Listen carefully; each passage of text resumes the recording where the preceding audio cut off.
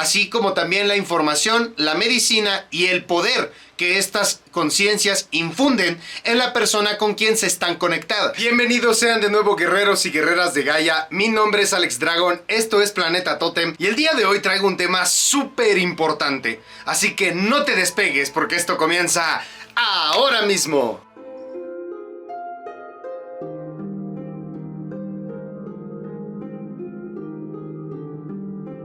Guerreros y guerreras de Gaia, es un gusto de nuevo tenerlos a todos y a todas ustedes por aquí de nuevo. Muchísimas gracias por seguir apoyando a Planeta Totem. Como todos ustedes saben, este canal está dedicado principalmente a compartir toda la información revelada acerca del chamanismo, los animales de poder, las fuerzas de la naturaleza, los seres elementales, el contacto UFO, entre muchos otros temas. Sin embargo, si analizamos el nombre de mi canal, podemos darnos cuenta que tiene la palabra Totem, y esto es debido a que este espacio está dedicado a profundizar en todo aquello que significa un tótem en nuestra vida. Pero antes de continuar con este video, deberíamos hacernos una pregunta importante. ¿Qué es un tótem? Para poderte revelar toda esta gama de información, vamos a tener que comprender primeramente qué es un tótem. Y el día de hoy vengo a explicarte de manera completa, definitiva y bajo la perspectiva más juvenil que vas a encontrar acerca de lo que es un tótem en nuestra vida. Por supuesto, sustentándome a partir de los estudios antropológicos y chamánicos que se han hecho al respecto. Así que ha llegado el momento de comprender qué es un tótem. Hoy en día existen muchos canales, muchas perspectivas,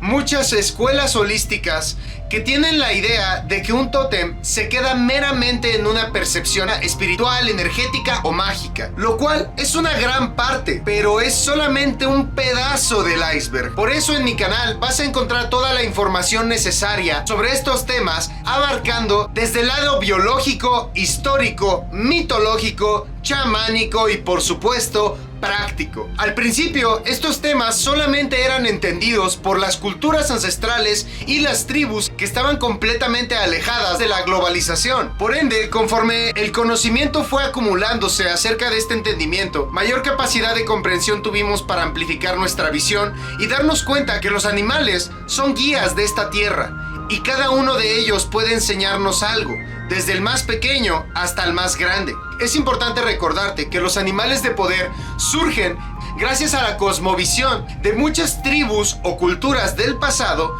Podían ver en los animales a un maestro o a una maestra de vida. Podían ver no solamente a un ser vivo, sino a una conciencia inteligente que podría brindarte conocimiento, que podría brindarte una medicina, que podría brindarte incluso las respuestas que buscas en esta vida. Y cada cultura del mundo tuvo a sus animales de poder, de acuerdo a las zonas geográficas donde se encontraban. Esto quiere decir que los animales de poder que teníamos en Mesoamérica no van a ser los mismos animales de poder que tienen en Mesopotamia, o que tienen en Europa, o que tienen en Asia, o que tienen incluso en África. Existen múltiples ideas, como la que nos dice que el tótem es un ancestro que toma la forma de un animal para podernos guiar o cuidar dentro del mundo material. Otra de las ideas es que existen linajes familiares o lazos que se crean de anteriores vidas o de existencias pasadas. Otra de las ideas es que simplemente son guías espirituales, muy similar a lo que es un ángel de la guarda, que busca tu autosuperación. Otra de las ideas es que prácticamente el animal de poder es una frecuencia en las que vibran la naturaleza, y dependiendo la vibración que tenga el animal, dependerá la vibración que se nos transmita, así como también la información, la medicina y el poder que estas conciencias infunden en la persona con quien se están conectadas. Michael Herner, un antropólogo de renombre, acuñó la palabra animal de poder en 1980, haciendo alusión a la fuerza que el animal infunde en la persona con quien está conectada. Sin embargo, no podemos ir por la vida diciendo o asegurando que cualquiera de las ideas mencionadas es la conclusión total, porque en realidad no lo sabemos. Los únicos que saben con certeza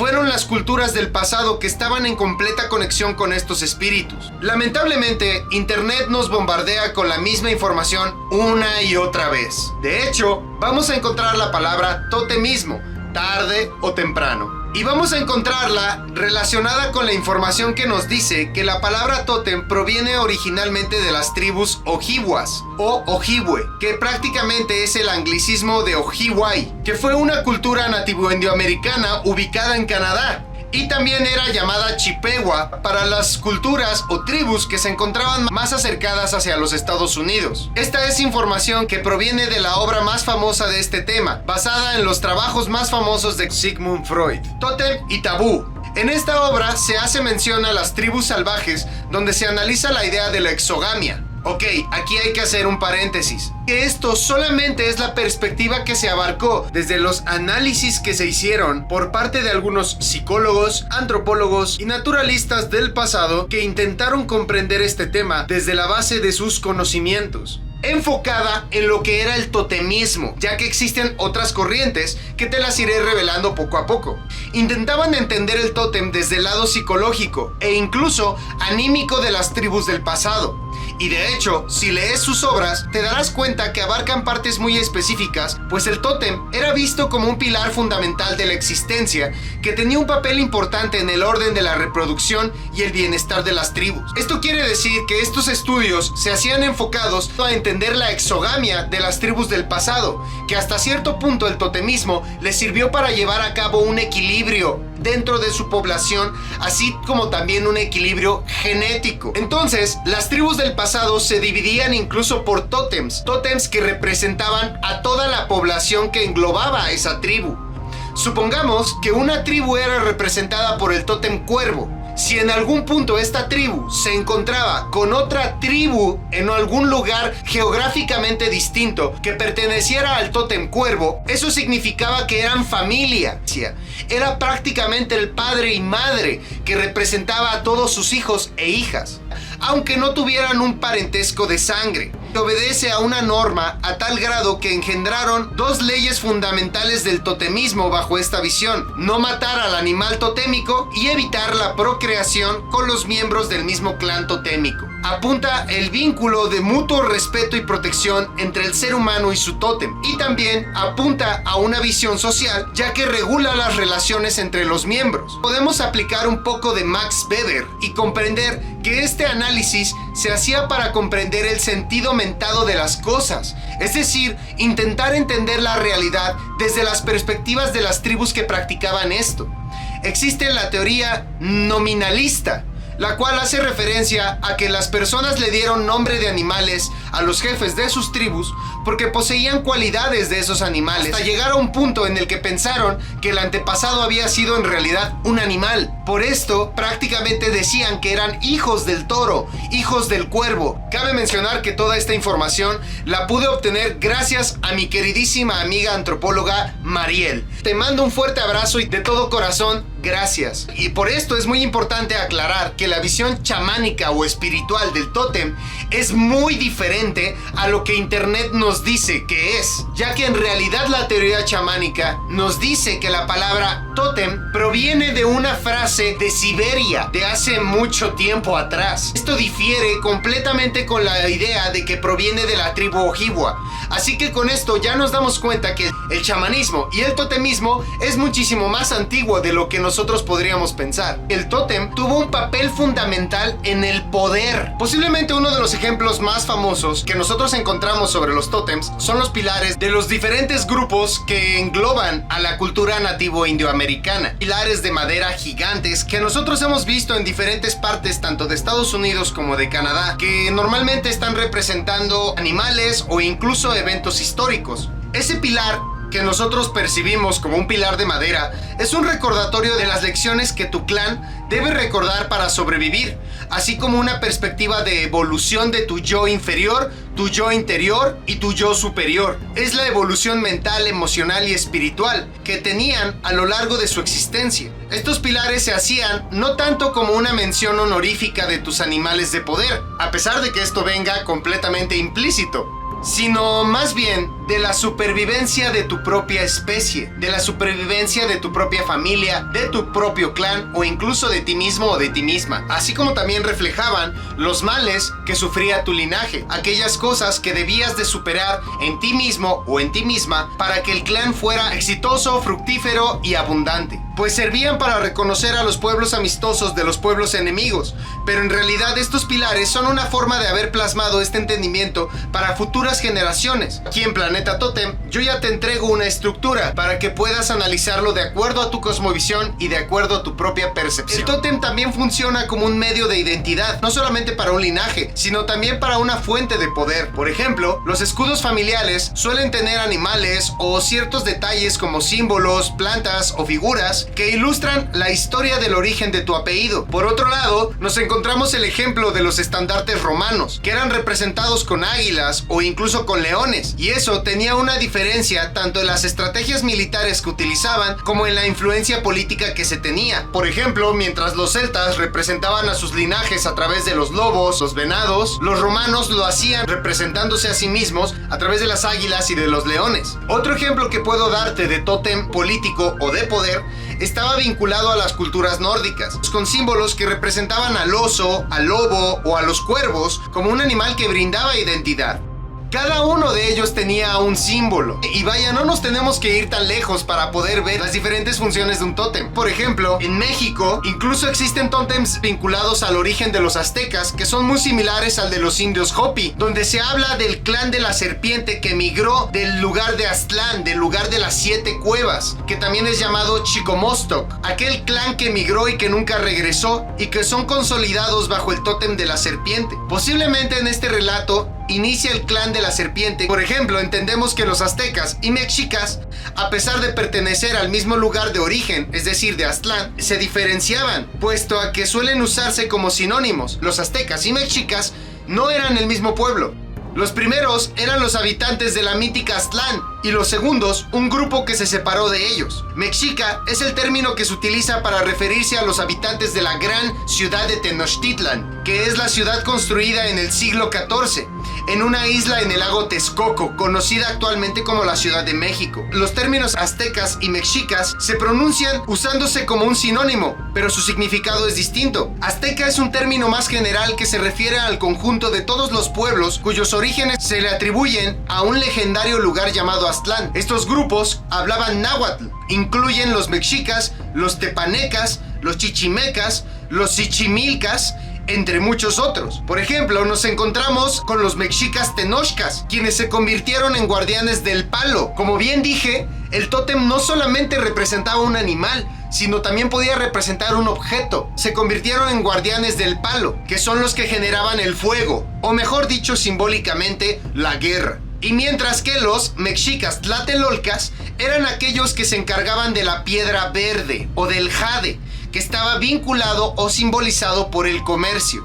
Después viene otra historia interesante, pero aquí empieza la división entre el clan de la serpiente y el clan del águila. Pon mucha atención aquí, pues en el Códice Butorini podemos encontrar tótems vinculados al origen de los aztecas como el clan que se vinculaba a la serpiente. Sin embargo, también en la fundación de Tenochtitlan existe la idea de que fueron los tiempos donde caía el imperio de las personas que adoraban a la serpiente y entonces renacía el estado militarista donde el águila y lo bélico iba a imperar con el águila imperial.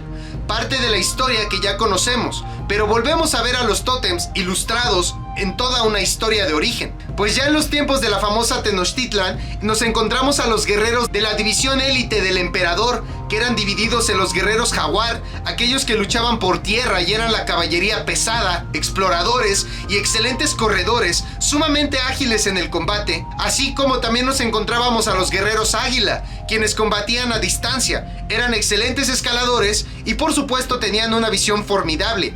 Era la división de élite del imperio mexica.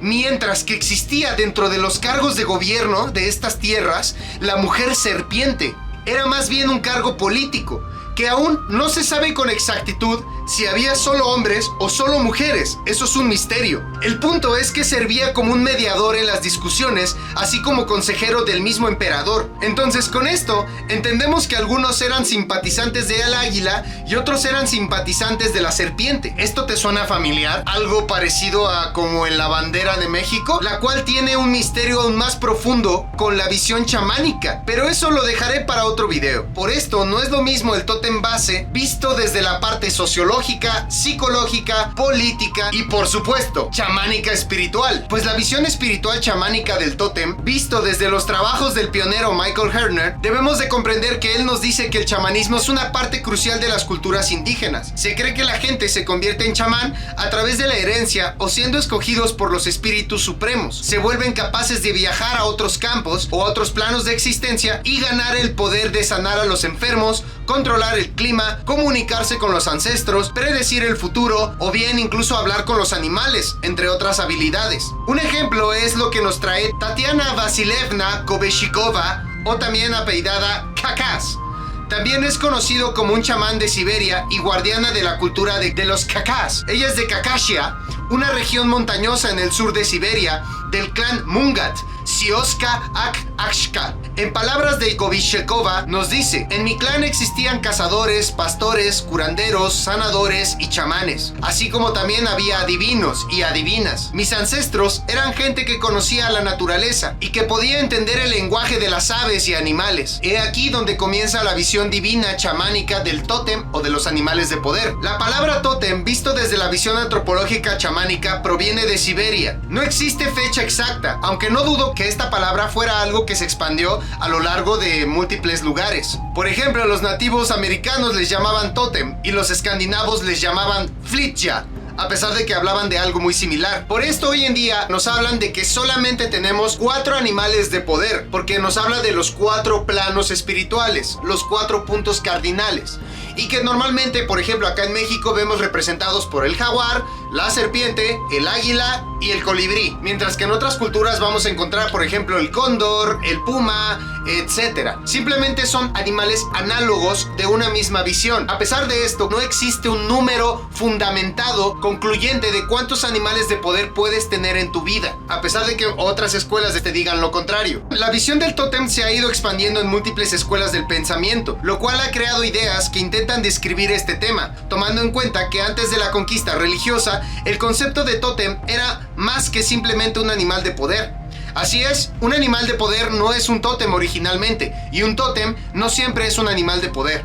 ¿A qué me refiero con esto? El tótem también podría ser un astro, también podría ser una planta, fuera medicinal, sagrada o incluso uno de los elementos, entre muchas otras cosas. Todo esto está basado en la visión animista, lo cual nos dice que todo ser orgánico posee una conciencia inteligente con la que nos podemos comunicar. Eso quiere decir que las plantas tienen un nivel de conciencia, los animales tienen otro nivel de conciencia, los astros tienen un nivel de conciencia, nuestro planeta tiene un nivel de conciencia y los seres humanos tenemos otro nivel de conciencia. Por ende, esa conciencia, fuera una planta, un animal, un astro o un elemento, brindaba la protección y el conocimiento necesario para sobrevivir y desenvolvernos como humanidad dentro de una tribu, dentro de una cultura.